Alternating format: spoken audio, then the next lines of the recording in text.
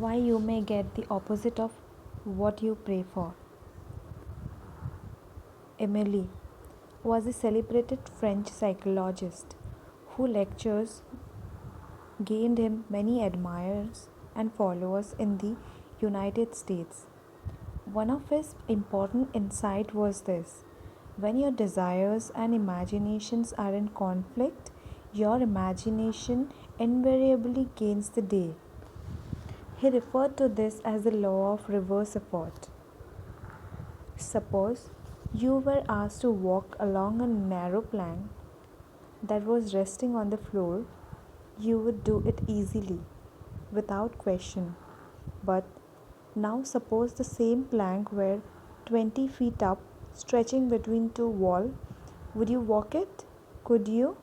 Probably not. Your desire to walk the length of the plank would come into conflict with your imagination. You would imagine yourself toppling off the plank and falling a long way to the ground. You might very much want to walk across the plank, but your fear of falling would keep you from being able to do it.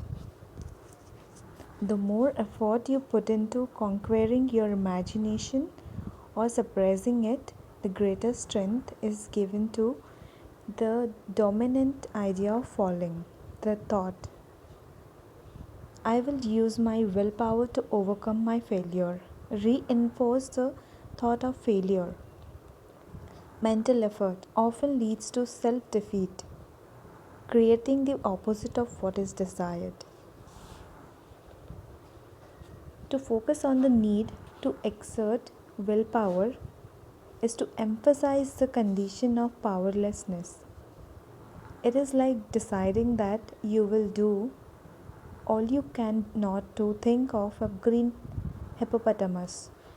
The decision makes the idea of a green hippo dominate in the mind, and the subconscious always responds more to the dominant idea. Your subconscious will accept the stronger of your two contradictory proposition. Maybe you find yourself thinking, I want a healing. Why can't I get it? I try so hard. Why don't I get results? I must force myself to pray harder. I must use all the willpower I have. You must realize where you error lies. You are trying too hard. Never try to compel the subconscious mind to accept your idea by exercising willpower. Such attempts are doomed to failure. All too often, you end up getting the opposite of what you prayed for. The effortless way is better. Have you ever had something like this happen to you? You have to take an examination of some kind. You have put in a lot of time studying and reviewing the material. You feel as if you know it all. But when you face a blank exam page, you find that your mind is even more blank. All your knowledge of the subject has suddenly deserted you. You can't recall a single relevant thought. You grit your teeth and summon all the powers of your will. But the harder you try, the farther the knowledge seems to flee. Frustrated, you leave the examination room. The mental pressure eases suddenly the answer you were hunting for so desperately a few minutes ago. Flow tangentially back into your mind.